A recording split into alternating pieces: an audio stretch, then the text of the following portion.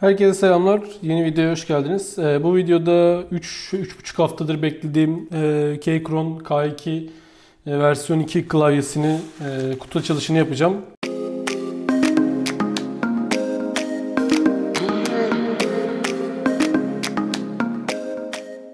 Şu bölümü kendim yırttım. Bilgiler olduğu için adres vesaire yırttım. Normalde PTT'nin kapalı bir kağıdıyla geliyor. Yani sarılı poşetiyle geliyor. Şöyle yavaştan açalım.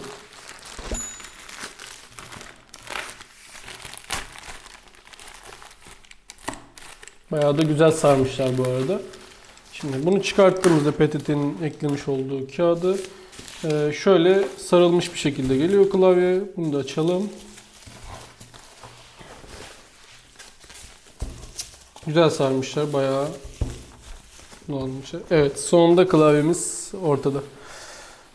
Şimdi şöyle koyalım. Keychron K2.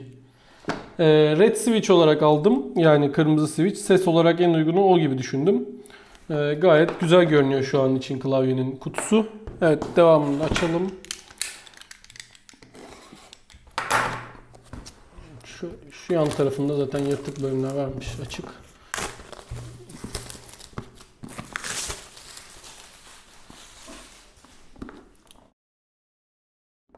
Klavyeyi şu şekilde kutusunu yukarı kaldırarak açıyorsunuz.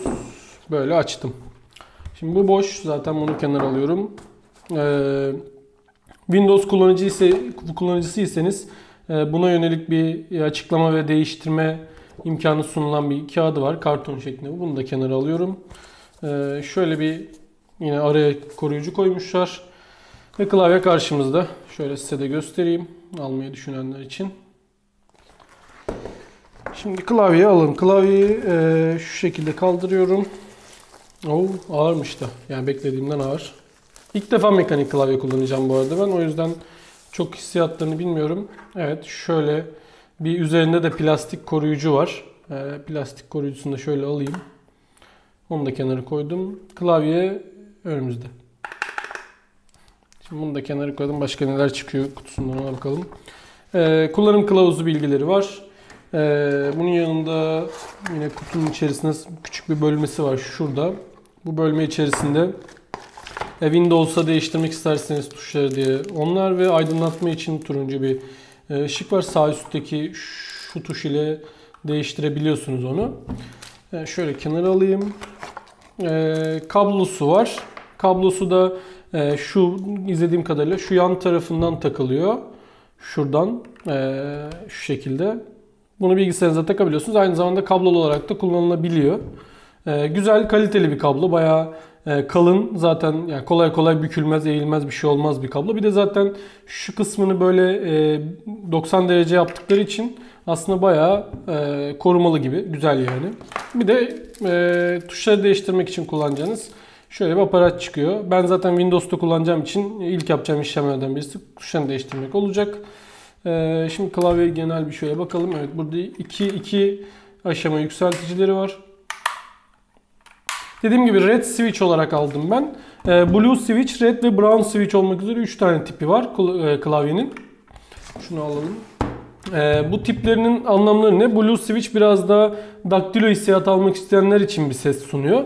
Brown ile red birbirine çok yakın. Tam ben ayıramıyorum ama red'in sesi bir tık daha hoşuma gitti. Bir tık daha sessiz red.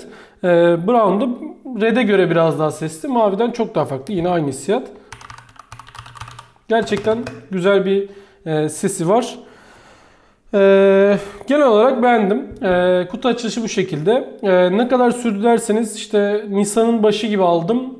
Mayıs başına doğru geldi. Yani 3,5 haftayı buldu neredeyse. Gümrükte çok uzun bekledi. Bu kadar beklemesini beklemiyordum açıkçası. Yani 1,5 haftaya yakın gümrükteydi ürün. Ama gümrükten geçtikten sonraki süreç bir gün ya 2 gün sürdü en fazla. Yani bir gün sonrasında İzmir'e geldi. Bir gün sonrasında dağıtıcıya verildi. Çok hızlı bir şekilde elime ulaştı o kısımda Türkiye'ye girdikten sonra. Türkiye'ye girene kadar yani Türkiye'ye girdi, gümrük kısmı çok uzun sürüyor. Genel olarak güzel, kaliteli. Tabii yurt dışından bu tarz şeyler almak biraz riskli. Fiyat olarak da biraz yüksek. Benim aldığım fiyat 1000 lira civarında. Öyle olunca insanlar geliyor. Ben de alırken korktum yani. Alayım mı almayayım mı? Acaba gelir mi, bir sıkıntı çıkar mı gibisinden. Ama yine de aldım. Gayet de güzel geldi. Umarım şimdi kullanımında da deneyeceğim. Bir sıkıntı çıkarmaz. Bu videodan bu kadar. Şu an için sadece kutu açılışı olarak yapmak istedim yeni geldiği için ürün.